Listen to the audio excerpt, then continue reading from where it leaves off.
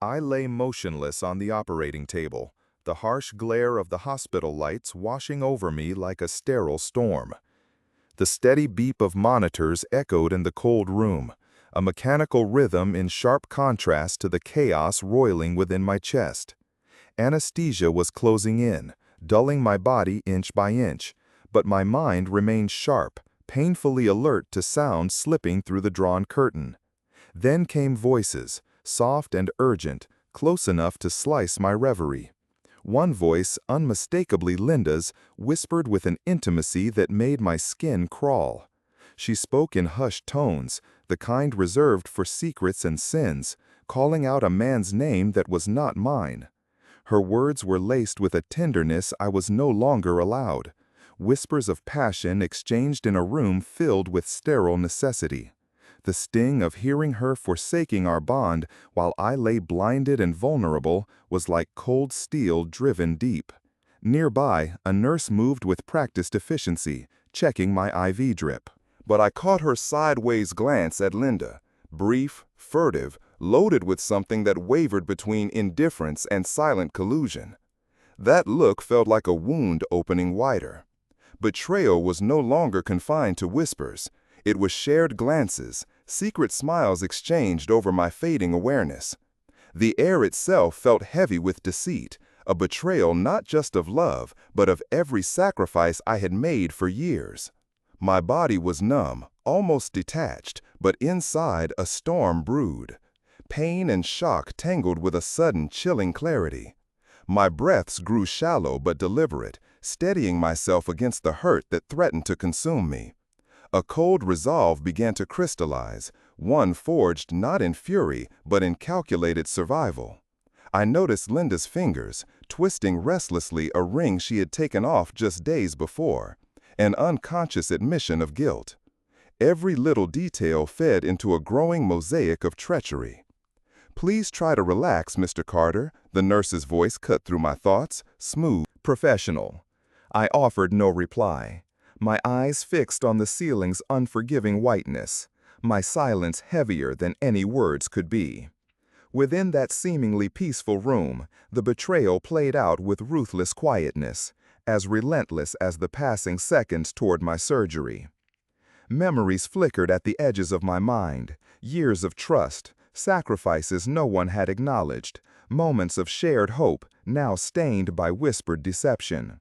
The nurse's voice softened, trying to soothe a man she barely knew, but I retreated further into cold silence. My lips pressed tight, heart steadying but heavy beneath the weight of abandonment. I was utterly exposed, a man cast aside beneath the guise of care. Amid the antiseptic scents and mechanical sounds, humiliation settled upon me, not with an explosive outburst, but as a frozen witness to the slow unraveling of a life once intertwined. The operation ahead would pass and fade into memory. But the breach uncovered that day would throb beneath every calculated plan I would lay. Helplessness and awakening collided in that moment. Though my body was confined, my mind sharpened without mercy. The fractures were clear, and with unshakable discipline, I began to map the cold path toward a reckoning defined not by blind rage, but by precise, unrelenting resolve. The days that followed my surgery were shrouded in a sterile stillness that felt suffocating. The endless white walls and soft, muffled footsteps formed a backdrop to the heavy weight pressing on my chest. The weight of betrayal, soaked deep into every fiber of my being. Alone in the recovery room, while my body mended, my mind was anything but still. It churned, relentlessly replaying the moment I heard Linda's whispered infidelity beyond the thin curtain, each echo burning a deeper wound beneath my skin. Her voice, tender and secretive, haunted me in the quiet. Hearing her call to another man while I lay helpless was an agony unlike any I had known, an intimate callousness that stripped me bare. It clawed at my sense of self, igniting a mixture of grief and sharp burning clarity. And amid the dull haze of healing flesh, my thoughts were vivid, unrelenting. I revisited memories of sacrifice, thinking back on the tuition payments I quietly made from scant funds to give her a chance I never had. Those were lean years, when every dollar stretched thin, when choosing to pay for her future meant risking the roof over our heads. I remembered patiently balancing bills late into the night, promising myself that this burden was my own to bear, carrying her dreams on the fraying wires of my resolve. I listened to her ambitions unfold like fragile blueprints, silently assuring her I would build the strength beneath those wings. The house took shape in my mind's eye, the place I engineered with sweat, exacting standards born from years of design and diligence. Each brick was a testament to the labor and love I invested. I could still feel the rhythmic tapping of the hammer, the heavy weight of responsibility pressing on my shoulders in those long weekends dedicated to securing a future, one I believed was shared. How cruel it seemed now that those walls no longer sheltered trust, but echoed with betrayal. More poignant were the silent absences, the nights when illness gripped me and she was nowhere to be found. The unanswered calls, the empty spaces beside me. I clung to hope then, vain, fragile hope, that love would bind and heal. But time wore down that illusion until only the cold bone of truth remained. That brutal contrast between my steadfast loyalty and her growing indifference cut deeper than any knife. It was a ledger I carried now, measured not in currency but in quiet anguish, a stark accounting of a life given and disregarded. But beneath the ache, my training as an engineer whispered commands that negated despair. I was a man who solved problems piece by piece. This pain, too, could be unraveled and acted upon. I examined every memory, every detail like a set of data points laid bare, looking for fault lines, weaknesses, something tangible to grasp. The faces of our children and grandchildren intertwined with the recollections, reminders of my role as protector and provider. No betrayal, I vowed, would see them lost. I was their pillar, and I would remain unbroken. The woman I once embraced as my partner had transformed in my mind into a stranger, driven by selfish whims and reckless desires, blind to a lifetime of shared struggle. The warmth that once tethered us was reduced to cold ash, but my resolve burned fiercely, sharpened by the certainty that justice demanded measured and deliberate action. Night after night, the silence around me was filled with echoes of promises made and shattered. But also, within that stillness, clarity took firm root. I had spent decades creating solutions for impossible problems, crafting strategies from chaos. Now I would apply those skills to dismantling the lies that threatened to engulf my life. This reckoning was not born of passion or rage, but of cold calculation and steady purpose. In that pale hospital room, I began to sketch my path forward.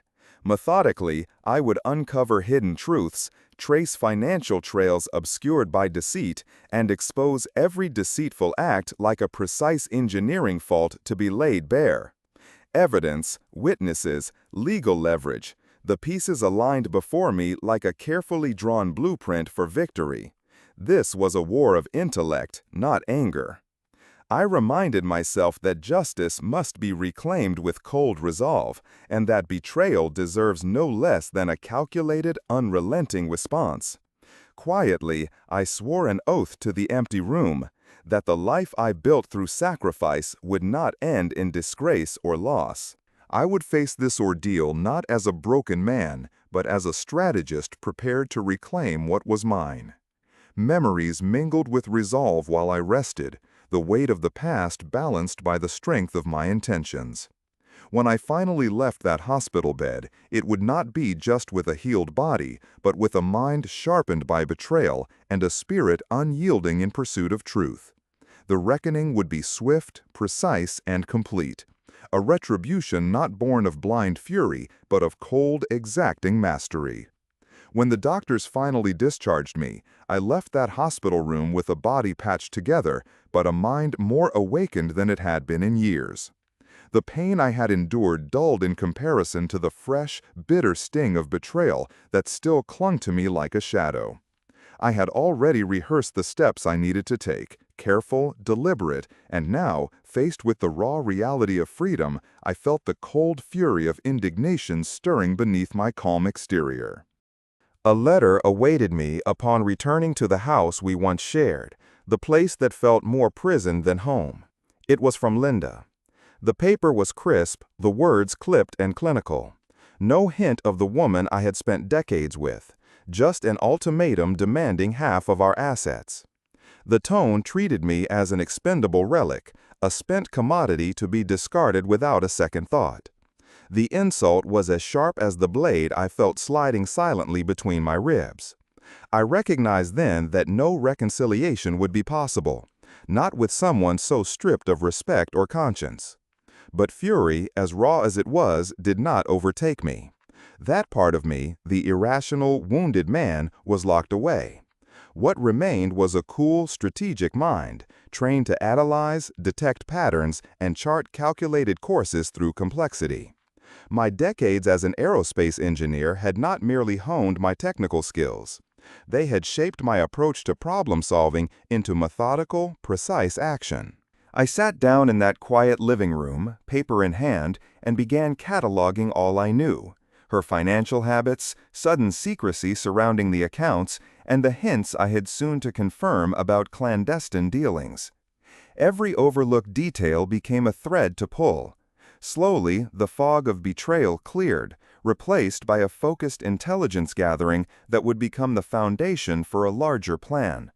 I reached for my laptop, my old trusted companion, and began the process. Bank statements, credit reports, tax filings, the dry numbers came alive under my scrutiny. Patterns emerged: irregular payments, unexplained withdrawals, hidden debts conveniently masked from our joint records. It was a web of lies woven carelessly, leaving gaps for someone trained in analytical thinking to exploit. To ensure every step I took was legally sound, I resurrected contact with an old friend and trusted lawyer. His meticulous mind matched mine in precision, preserved the original language of the law, but the intricate strategies necessary to turn it in my favor. We pored over timelines, documented evidence, and mapped financial trails with the same intensity I once used designing aeronautic systems. Together, we began building a case, not just to protect what was mine, but to expose the layers of deception Linda had constructed. Each revelation was a strike, each discovery a move on the chessboard. I envisioned the process unfolding with surgical accuracy. Assets frozen quietly so she wouldn't suspect the coming storm. Financial institutions alerted discreetly to irregularities. And family and trusted allies informed selectively to cut off social support that fed her immunity. This wasn't revenge born of panic or pain. It was a calculated campaign, leveraging every advantage I had learned through a lifetime of complex systems analysis. The shift in my own role, from betrayed husband to strategist, brought a sense of empowerment that transcended the humiliation I had endured. It was a rebirth, not of anger, but of determination. Linda was no longer my wife. She was the adversary I had to outthink and outmaneuver. Her careless financial dealings, selfish aspirations, and reckless negligence were weaknesses I intended to weaponize. Every transaction she had hidden, every loan she had taken without consent was ammunition in my arsenal. I spent nights chained to my desk, eyes scanning lines of data, noting discrepancies, crafting precise legal arguments.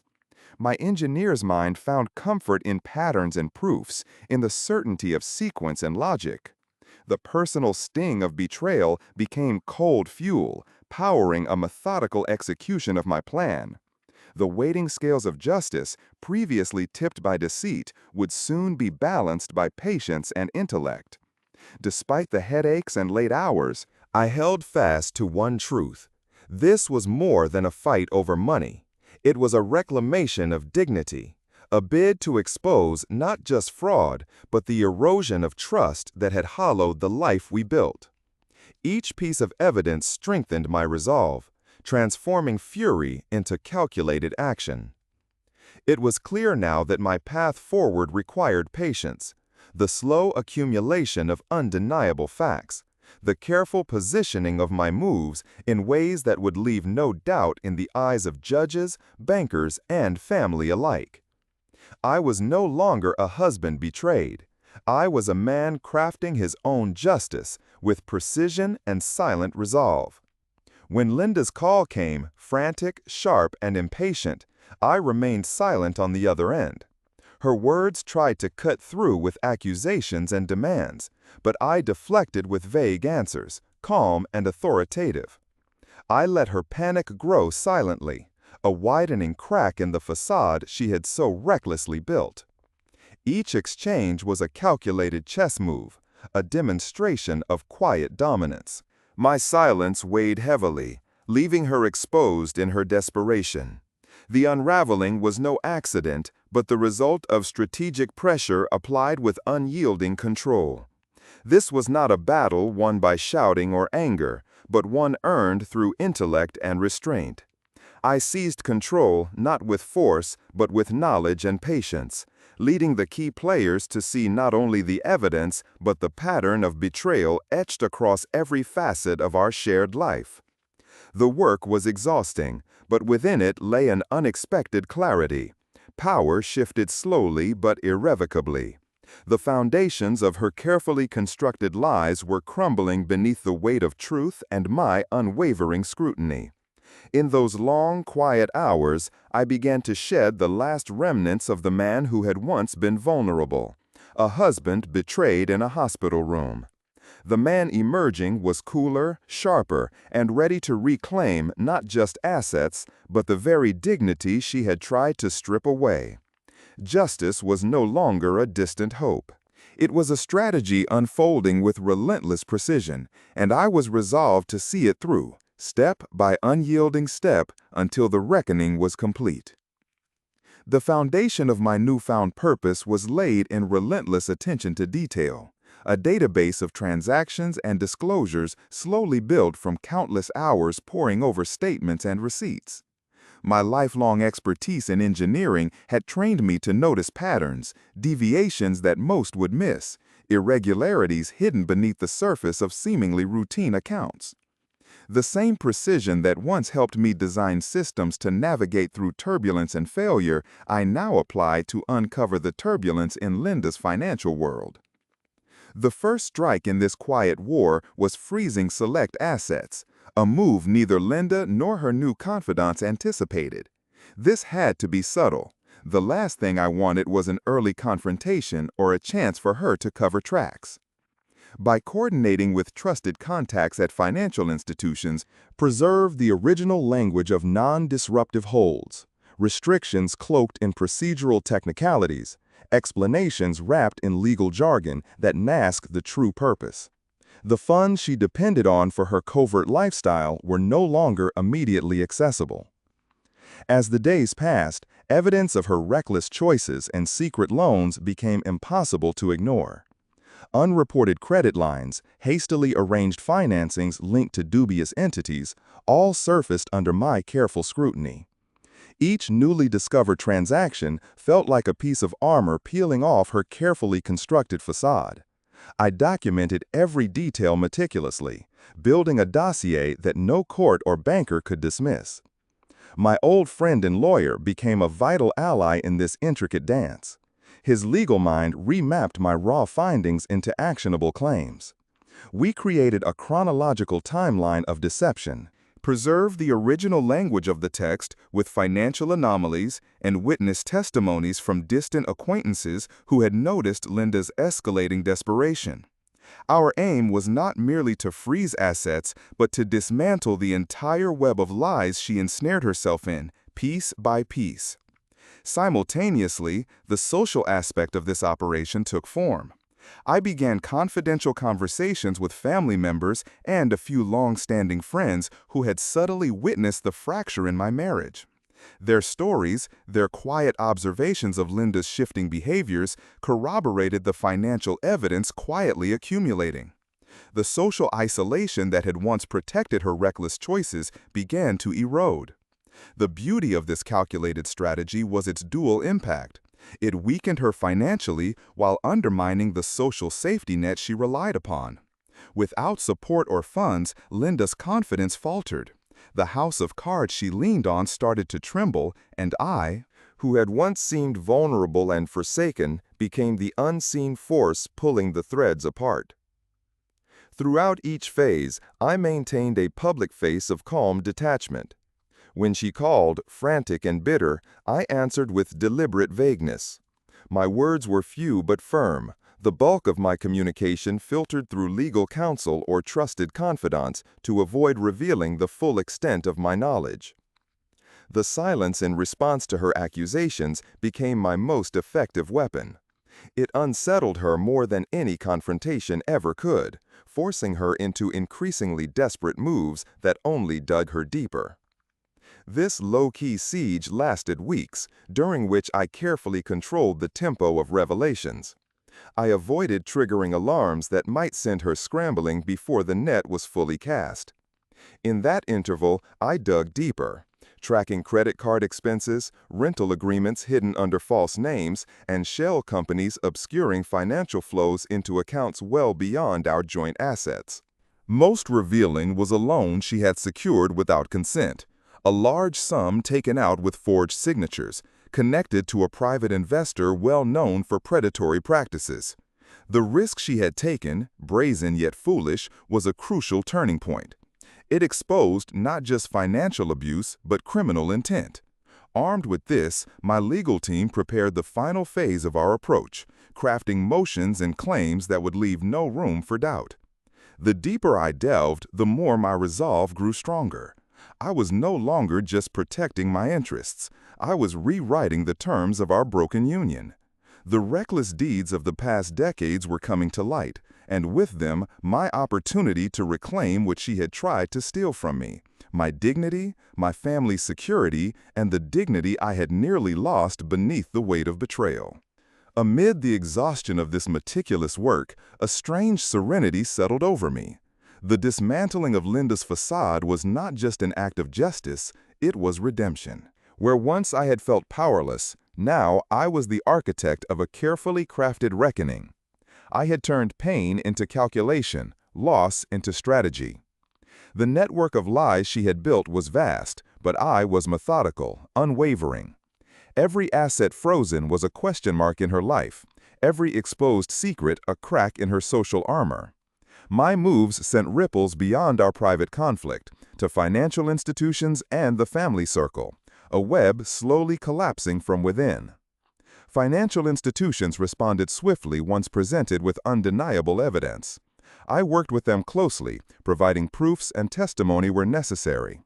Bank representatives who had once shrugged off anomalies grew attentive and cooperative when the full scope of deception came into focus.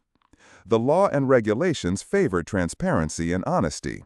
Linda's concealments became liabilities she could no longer deny. Alongside the technical unraveling, I felt a subtle shift in the family, in those mutual acquaintances who had stood on the sidelines. Their support moved from sympathetic silence to discreet allyship. It was a small victory, but vital, a social wrecking ball that complemented the financial dismantling. As I prepared legal filings, every document was a testament to the painstaking work behind it. Years of sacrifice, obscured by cold greed and deceit, were now laid bare across pages of evidence. Linda's reckoning would not just be about money, but about accountability, about unmasking years of disloyalty and fraud. As plans neared execution, I felt no triumph in maliciousness, but a solemn satisfaction grounded in justice served. This was not revenge, not petty spite, but a precise correction of an imbalance long overdue. The cold mathematics of law and finance had become allies of moral clarity. With the groundwork complete, the final moves began. Asset freezes transitioned to legal actions that prevented unauthorized transfers, allowing my lawyer to petition courts for injunctions and custody of contested properties. The evidence we had compiled was overwhelming, solid enough to weather any defense. Linda's once expansive freedom shrank abruptly, constricted by facts and the law. Meanwhile, the social fallout intensified indirectly. Rumors, once quiet, gained momentum under the weight of facts and whispered confirmations. Her position at social gatherings weakened as allies distanced themselves, unsure of what truths might come to light next. The carefully maintained veneer of respectability cracked further with every disclosure. In the quiet moments between meetings and court sessions, I reflected on this transformation, not just of the situation, but of myself. The man who had once suffered silently beneath the weight of betrayal had emerged an unyielding force. No longer a victim, but a strategist, taking measured steps designed to reclaim what was his by right. I reminded myself that every move had to be tempered with patience. Haste could undo months of preparation. The precise surgical dismantling of Linda's web required discipline and restraint. I was playing a long game, and the stakes were nothing less than the restoration of my life and legacy. With each frozen asset and piece of exposed deception, my confidence solidified. The quiet battle was moving toward its inevitable resolution, one built not on anger, but on the steady hand of calculated justice. The days ahead would test my resolve further, but I was ready. The reckoning was no longer a distant hope, but an unfolding reality shaped by intellect and unwavering will.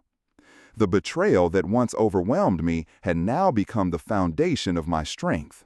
Every strategic decision, every unveiled lie was a building block in a new future, a future where dignity was reclaimed and justice, cold and exacting, was finally served. When my lawyer informed me that the courts had accepted our motions and injunctions, a grim satisfaction settled over me. The web Linda had spun was now grasped tightly by legal chains. Each paper, each signature sealing her fate with procedural finality. The first phase of execution was underway. Asset freezes became permanent holds, and the property I had helped build was secured under court custody. The house I once considered a sanctuary became a symbol of the battle I now commanded. Linda's world contracted sharply. Her once unchecked access to funds and resources was replaced by frantic phone calls and terse messages. I could almost see the fraying edges of her composure with every unanswered inquiry, every curt deflection from my legal counsel. The power had shifted irrevocably, and though she tried to cloak her panic with arrogance, the cracks in her facade were undeniable. The personal attacks began to fall silent. Linda had no ground to stand on publicly. Her once broad social network scattered as subtle whispers turned into cautious conversations. Friends and acquaintances distanced themselves, wary of the growing storm around her. I had never sought to humiliate, but truth has a way of unraveling reputations, especially when credibility is absent. The ivy of respectability she clung to withered under the weight of tangible evidence. Conversations in family circles changed tone. What had been whispered rumors became reluctant acknowledgments of her missteps. I found unexpected allies among those who had once remained silent.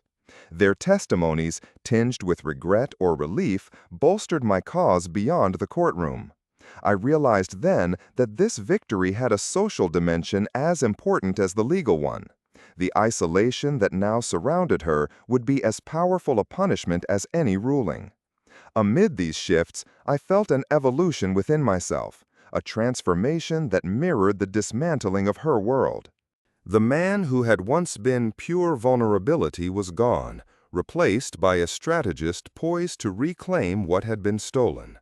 Pain and betrayal were ingredients of a new type of strength, forged in quiet determination and cold calculation. I reminded myself daily that patience was critical. Swift moves intoxicate the impulsive, but a game of chess unfolds according to deeper rules. Haste could erode months of precision. The dismantling of Linda's elaborate deceptions demanded discipline, not rage. Each step taken had to be deliberate, each decision weighed against the broader arc. This was not just about assets or revenge. It was about reclaiming a life and setting an example of exacting justice. The battle waged quietly but steadily. Each frozen bank account and each exposed secret eroded a little more of the illusion that once protected her reckless pursuits. The financial institutions, once indifferent to anomalies, now acted as my allies. Internal investigations triggered by our evidence closed loopholes and curtailed unauthorized transfers. Linda's creditworthiness plummeted, her options narrowed. Seemingly insurmountable hurdles appeared where she had once sauntered with effortless entitlement. Simultaneously, the social consequences deepened. The subtle judgments in glances, the whispered doubts in social gatherings, all reminded Linda that the reach of truth extended beyond legal documents. Every exposed lie was a chisel strike against her standing, and she found herself increasingly isolated from circles that had once been her refuge. I absorbed these moments quietly, knowing that the personal toll of my endeavors was high. Yet my resolve remained unshaken. Each revelation was not a triumph of spite, but a careful act of justice. This was not about public spectacle, but the fulfillment of a solemn promise I made to myself in that stark hospital room, to recover my dignity, to restore balance, to hold wrongs accountable with unerring precision. Communication from Linda grew more erratic. I remained silent or delegated responses to my legal team. My silence was not weakness, but a calculated move, forcing her into increasingly erratic actions that betrayed her desperation. The more she struggled, the clearer it became that she had underestimated the quiet power of steady resolve. The process was exhausting but paradoxically clarifying. The details that once seemed endless revealed a pattern, a portrait of betrayal constructed from greed and entitlement. My analytical mind found clarity in this structure. I was not drowning in chaos, I was navigating it with mastery. This long, deliberate siege of truth was as much about reclaiming identity as it was about assets. I saw myself reshaped, less the patient victim and more the architect of justice. The man who had cradled silence and endured humiliation now stood firmly in control, wielding intellect and evidence as tools far sharper than anger ever could be. Each step laid bricks in the foundation of my renewed life. The careful exposure of truth stripped her of falsehoods and unmasked the cost of betrayal in the currency of accountability. My victory was to be one carved by patience and intelligence, never haste, never passion flaring unchecked. I knew the road ahead remained challenging. Legal battles are not swift, and the resolution I sought would demand persistence beyond the immediate victories. Yet, with each day, I felt the grip of my past loosening, replaced by a growing confidence shaped by meticulous planning and relentless pursuit. In the quiet between fights, I found moments of reflection. The home we built together, the family we raised, the sacrifices made, all were not lost. Instead, they became the touchstones that grounded me, the reasons I refused to yield.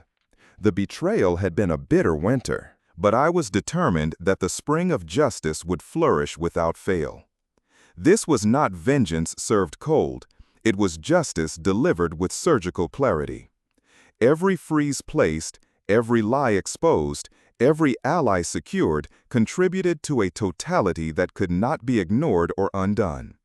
I was reclaiming what was mine by right, not with violence or fury, but with patience, intellect, and unwavering resolve.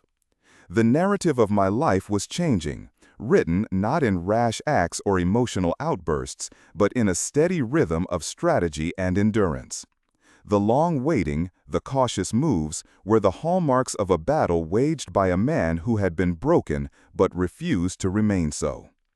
Even as exhaustion pulled at my body, I remained alert, my thoughts sharp, my heart steady.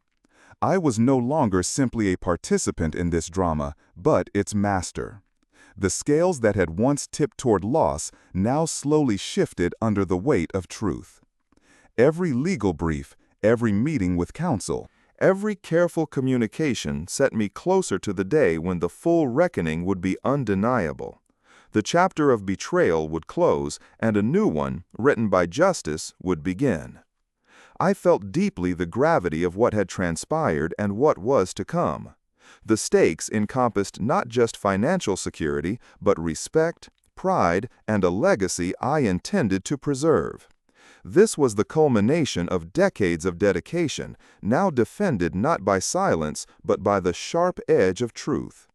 With each passing day, the presence of a man betrayed diminished, and in its place stood a man who took control without haste or anger, only the precise, cold action that true justice demands.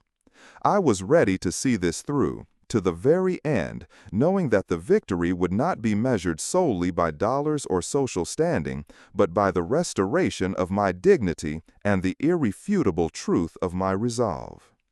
The courtroom was a cold, sterile theater, its very walls designed to strip away illusion and reveal the barest truths.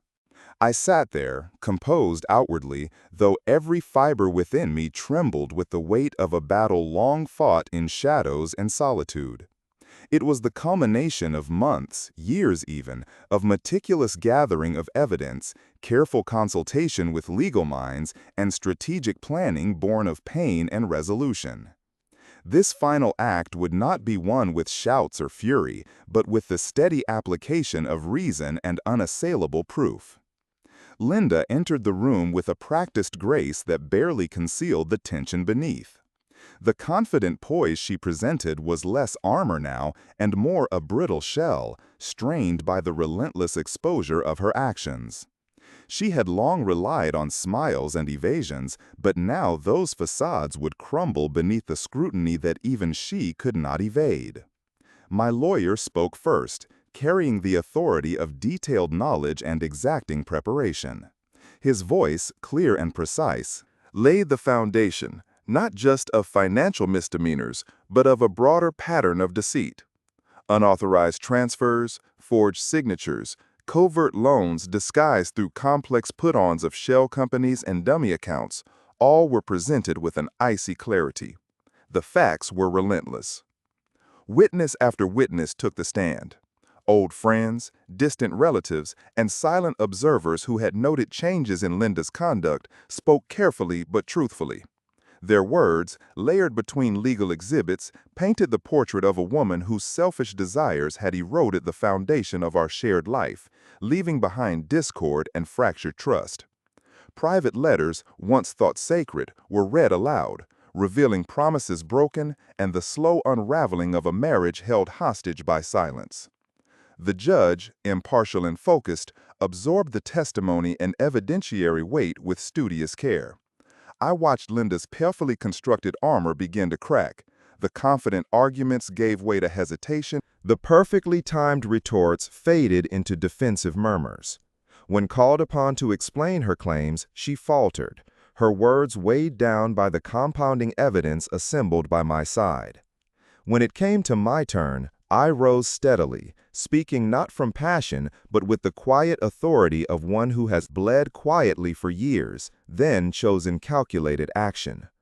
I recounted the sacrifices made, the evenings spent fighting financial hardship to secure her education, the long nights disrupted by illness while working tirelessly to provide a home built from hope and determination. I detailed the quiet betrayals, the hollowed moments where trust was eroded in silence but pain grew steady and heavy. My voice was calm, my words deliberate, each sentence a testament not to spite but to the enduring strength of a man who refused to be broken. There was no need for venom. The facts and the decades of sacrifice spoke louder than any display of anger ever could. The courtroom fell into heavy quiet. My recounting was a counterpoint to Linda's fading denials, a narrative of loss, yes, but also of dignity and resilience. "This is not vengeance," I said softly, "but a reclamation of the life and integrity we once shared." It was an assertion made not to inflame, but to restore. The judge's ruling was firm and unequivocal. The division of assets was based squarely upon the evidence and the law, with clear acknowledgement of financial transgressions and the emotional toll wrought by betrayal. Ownership of property reverted accordingly. Linda's claims were curtailed where unsupported by the truth. The court's formal declaration was a public verdict that echoed far beyond the room's walls, a rebuke of deception and a reaffirmation of responsibility. As the gavel fell, the silence that followed was not empty but full of relief, resolution, and the muted triumph of justice reclaimed. The fight was over, the victory subtler yet more profound than any shouted celebration. I felt the heaviness in my chest lighten, the storm within brew into calm. What had been stolen was restored, not merely assets, but pride, peace, and the quiet dignity that comes from standing firm and unbroken. Walking from that courthouse, the world felt familiar yet irrevocably changed. The burden of betrayal, once choking and suffocating, lifted. The home we built, the family I protected, were secure once again, grounded in truth rather than shadowed lies. Yet beneath this restoration, the echo of the pain remained, a faint scar etched deep. I would carry it as reminders of what was lost and what was fought for, but it did not define me. I had proven that anguish, when tempered with intellect and patience, could forge strength instead of despair. The silence after the battle was profound, offering space not for emptiness, but for rebuilding. The future stretched before me, open and clear, framed by the precise contours of justice now upheld. It was a future earned through persistence, discipline, and the cold application of truth. The sacrifices paid, years of quiet suffering and unwavering dedication, had been honored in a court of law, in the narratives of witnesses, and in the record of undeniable evidence. I stepped forward not as a man shattered, but as one restored, fortified by the rigor of my own resolve. This conclusion was both an ending and a commencement. The bitter winters of betrayal gave way to the spring of renewal, not one born of blind revenge, but a patient justice fulfilled. The man who stood now was not the broken husband from a hospital bed, but a strategist who had reclaimed control with unfailing precision. As I left the institution behind, a calm settled over me, like the quiet after a storm. The years of endurance, strategic planning, and resolve had borne fruit. I moved ahead guided by hard-won clarity and strength, knowing whatever challenges came next would find me ready, a man tempered by trial, armed with dignity, and unshakable in his pursuit of truth. The tally of victory was beyond numbers or social standing. It was measured in the restoration of self, the reaffirmation of a life's work, and the steady breath of a man who had reclaimed his rightful place. In that, true justice was served, cold, exacting, and absolutely deserved. The quiet that settled over my life after the ruling was unlike anything I had known in years. It wasn't the deafening silence of defeat or the hollow hush of unresolved grief. It was a peaceful calm, a stillness that finally matched the balance I had fought so hard to restore. I found myself alone in the house I had almost lost. The walls felt different now, less like a tomb of broken trust and more like the shelter I had always intended them to be. The furniture, the pictures. Among those quiet days, I found myself thinking often of the path that had brought me here. The long nights of investigation, the strategic maneuvers through legal labyrinths, the careful gathering of allies who bore witness to truth. Every difficulty, every unexpected obstacle had only sharpened my resolve. Every calculated step was a testament to the power of intellect wielded with discipline. My family became my center again. The grandchildren's laughter filled spaces that had been too long silent. I was a grandfather who had stood firm through storms neither they nor the world could fully understand. They saw a man who had faced hardship and still moved forward, a legacy marked not by despair but by quiet strength. Looking out over the garden he had tended for decades, I felt the subtle satisfaction of enduring seasons. Cold winters followed inevitably by springs of renewal. So too had my life been a cycle of hardship and reclamation. And while no cycle is without scars, the future now called with the promise of peace and dignity intact. I spoke little of the past during those days, choosing instead to carry the quiet weight of what was endured and won. There was no bitterness in my gaze, no desire to revisit old wounds. Instead, a firm resolve to protect what remained and to live in a way that honored the sacrifices made. I often thought, too, of the nature of justice, cold and exacting, requiring steady hands and calm minds rather than bursts of passion.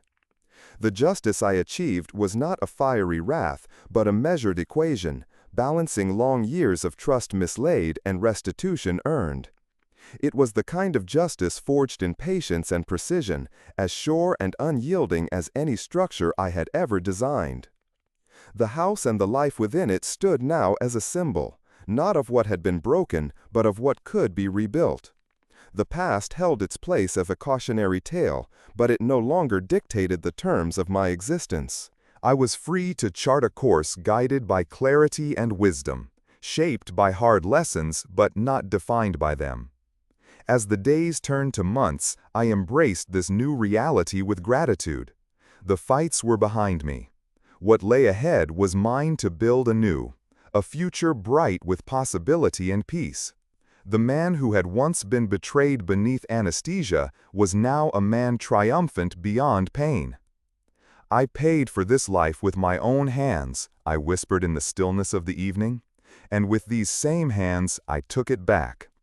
The words echoed softly, carrying the weight of endurance and the quiet victory of a spirit unbroken. In the end, the truest measure of victory was not in restitution of wealth or reputation alone, but in the restoration of self, the reclaiming of dignity, the enduring of truth, and the unshakable peace earned through patient vengeance. This was my story, of betrayal, of resilience, and above all, of justice served, not by fury, but by the cold and steady hand of resolve.